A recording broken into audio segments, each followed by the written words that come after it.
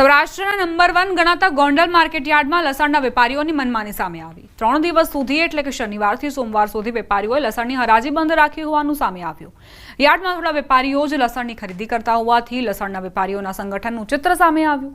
લસણના વેપારીઓના સંગઠન સામે માર્કેટયાર્ડમાં ખેડૂતોને માલ વહેંચાણ વગર જ પરત ફરવું પડી રહ્યું છે, જેથી ખેડૂતોમાં રોષનો માહોલ છે। વડોદરામાં દશામાં મૂર્તિ વિસર્જનને લઈ કોર્પોરેશને 8 કૃત્રિમ તળાવ તૈયાર કર્યા, જેમાં 5 પવિત્ર નદીના જળ અર્પણ કરાયા છે। સરસ્વતી, મહીસાગર, નર્મદા, તાપી, સાબરમતી, ગંગા નદીના જળ અર્પણ કરાયા છે। સામાજિક કાર્યકર નારાયણ રાજપૂતની ટીમે જળ એકત્ર કર્યું અને શાસ્ત્રોક્ત વિધિ સાથે જળને કૃત્રિમ તળાવમાં છોડવામાં આવ્યું। કોર્પોરેશને તમામ કૃત્રિમ તળાવો પર લાઇટિંગ, તરાપા, તરવૈયાની વ્યવસ્થા કરી છે, ત્યારે હજારો ભક્તો કૃત્રિમ તળાવમાં દશામાની મૂર્તિનું વિસર્જન કરશે। ગણેશ વિસર્જન માટે પણ આ જ કૃત્રિમ તળાવો ઉપયોગમાં લેવાશે। મહેનત કરી અમે લોકોએ 5 જળ એટલે કે ત્રિવેણી સંગમનું, મહીસાગરનું, સાબરમતીનું, પછી 4 નદી જે 4 ધામની યાત્રા છે, એ લોકો મારી જે ટીમ ગઈ ત્યાંથી એ લોકોએ પાણી લાવ્યા છે। કુંભનું પાણી કે જે આપણા વડોદરા શહેરના જે બિલ્ડર છે મણિભાઈ વાસણ, રાજેશ વાસણ, એ લોકો જાતે જઈને એ લોકો કુંભનું પાણી લઈને આવે છે। એટલે આજે સમગ્ર ભારત દેશની જે પવિત્ર નદી છે એ બધી નદીને પાણી લઈને આજે બ્રાહ્મણો દ્વારા વિધિ કરીને આ પાણી અર્પણ કરવામાં આવશે। દશામાની મૂર્તિના વિસર્જનનું પવિત્ર કાર્ય સંપન્ન થવા જઈ રહ્યું છે, ત્યારે વડોદરા કોર્પોરેશન દ્વારા ઇતિહાસમાં પહેલી વખત 7 જેટલા ડેડિકેટેડ દશામાની મૂર્તિના વિસર્જનના તળાવ નક્કી કરવામાં આવે છે, જેમાં 2 કુદરતી તળાવ છે। દશામાનું તળાવ ગોરવા ખાતે અને હરણીનું જે બ્યુટીફાઈ થયેલું તળાવ છે એમાં એક એન્ક્લોઝ પોન્ડ છે, એનો ઉપયોગ આપણે આમાં કરવાના છે। એ સિવાય કહી શકાય કે અલગ અલગ એરિયામાં 5 જેટલા આર્ટિફિશિયલ પોન્ડ તૈયાર કરવામાં આવ્યા છે તરસાલી માર્કેટ પાસે। છોટાઉદેપુર જિલ્લાનું કવાંટ તાલુકાના અમલવાંટ ગામનું તળાવ ભર ચોમાસે ખાલી જોવા મળી રહ્યું છે। વર્ષોથી આ સિંચાઈ તળાવ ચોમાસાના પાણીથી પૂરું ભરાઈ જતું હતું, પરંતુ છેલ્લા 2 વર્ષથી આ તળાવ ચોમાસાના સમય પણ ખાલીખમ રહે છે।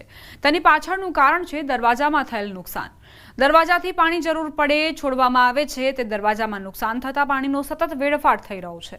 કોતરોમાં રોજનું હજારો લીટર પાણી વહી જાય છે। આ વાતની જાણ સિંચાઈ વિભાગને કરી અને લાખોના ખર્ચે કામગીરી પણ કરવામાં આવી, પરંતુ કામગીરી કરવા છતાં સ્થિતિ તો એની એ જ રહી। ગામના લોકો સૂત્રોચ્ચાર કરી વિરોધ કરી રહ્યા છે। કામગીરીમાં ફક્ત વેઠ ઉતારવામાં આવી રહી છે। જે દરવાજાને રિપેર કરવાનો હતો ત્યાં જાણે થીગડા મારી દેવામાં આવ્યા હોય તેવું જોવા મળ્યું, જેથી આક્રોશમાં આવેલા ખેડૂતો જણાવી રહ્યા છે કે આવા અધિકારી સામે સરકારે પગલાં લેવા જોઈએ। અહીંયા જૂનામાં જૂનો તળાવ છે, 80-90 વર્ષ પહેલાનો, અને અમલવાટ, ચાપરિયા, જામલી મુસર પાણી જાય છે। સિંચાઈ માટે પાણી મળતું નહીં। ગેટ હમણાં ખુલ્લો છે।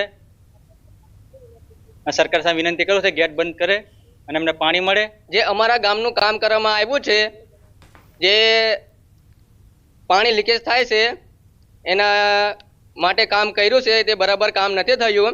એટલે અમલવાટ ગામને, ચાપરિયા ગામને, ખંડીબારા ગામને પાણી મળતું નથી। જે હાલ કામ કરવામાં આવ્યું છે ગેટનું, એ બરાબર કામ થયું નથી। અમલવાટ ગામની અંદર જે ડેમનું જે કામગીરી કરવામાં આવી છે એ વ્યવસ્થિત થઈ નથી, અને જે પ્રમાણે જોવા જઈએ તો પાણીનો અમારે દર વર્ષે વ્યવસ્થિત સંગ્રહ થતો હતો, અને આ વર્ષે સંગ્રહ કરવામાં પ્રોબ્લેમ આવે છે। એના કારણે આ જે ગેટ બેહાડ્યો છે, જે લોકો કામગીરી લીધી હતી એ લોકોએ આ વ્યવસ્થિત કામ કર્યું નથી, અને જે ગેટનું જે બંધારણ થવું જોઈએ એ પ્રમાણે આ લોકોએ કર્યું નથી। તો સરકારને એટલી વિનંતી છે કે આ જે ગેટ જે કામગીરી જે લોકો લીધી છે એ લોકોની તપાસ થવી જોઈએ। હાલ ચોમાસાની ઋતુની અંદર ગુજરાતભરના ડેમો ઓવરફ્લો થઈ રહ્યા છે। તેમાંનો છોટાઉદેપુરની અંદર પણ રામી ડેમ હોય કે સુખી ડેમ હોય, જે તળાવો છે તે ઓવરફ્લો થઈ રહ્યા છે, પરંતુ કવાંટ તાલુકાનું આ અમલવાટ ગામ છે, જ્યાં વર્ષો જૂનું તળાવ બનાવેલું છે કે આ વિસ્તારના લોકોને સિંચાઈનો લાભ મળે તે પૈકીથી આ વર્ષો જૂની તળાવ છે, પરંતુ આજે આ તળાવ ખાલી ખમ જોવાઈ રહ્યું છે। ચોમાસાનું ઋતુની અંદર આ પણ તળાવ ભરાવવું જોઈએ અને ભરાઈ પણ રહ્યું હતું, પરંતુ આજે અધિકારીઓની બેદરકારીના કારણે આ તળાવ ખાલી ખમ જોવા મળી રહ્યું છે। મહત્વની બાબત એ છે કે અહીં 1 વર્ષ પહેલા 65 લાખના ખર્ચે દરવાજો મૂકવામાં આવ્યો, ગેટ બનાવવામાં આવ્યો કે આ પાણીનો જે ઓવરફ્લો થાય તો તેમાંથી તેઓને કોતરમાં છોડવામાં આવે, પરંતુ એ જ ગેટ હાલ લીકેજ છે. તેના જ કારણે આ તળાવમાંથી સમગ્ર પાણી લીકેજ થઈ જાય છે. તેના જ કારણે આ વિસ્તારના લોકો માંગ કરે છે કે જે કોન્ટ્રાક્ટરને કામ આપવામાં આવ્યું હતું તેની તપાસ થાય અને જે ભ્રષ્ટાચાર આચર્યો છે તેની ઉપર પણ તપાસ મૂકે અને જે અધિકારીઓએ નિષ્કાળજી છે તેની ઉપર કાર્યવાહી થાય તેવી આ વિસ્તારના ખેડૂતોની માંગ છે. સેજબ ખત્રી, ન્યૂઝ 18 ગુજરાતી, છોટાઉદેપુર. અમલવાડ ગામનો તળાવ છે અને અમારું આ રિપેરિંગનું કામ શરૂ હતું એમઆઈ સ્કીમનું, પણ ગેટનું કામ શરૂ હતું, રબર સીલનું કામ ત્યારે ચાલતું હતું, પણ વરસાદના લીધે હજુ એનું રિપેરિંગ કામ બાકી છે. એના લીધે થોડું પાણી એ પૂરું રહી છે થોડું, પણ જ્યારે કમ્પ્લીટ થઈ જશે તો એનો પૂરેપૂરો લાભ મળશે.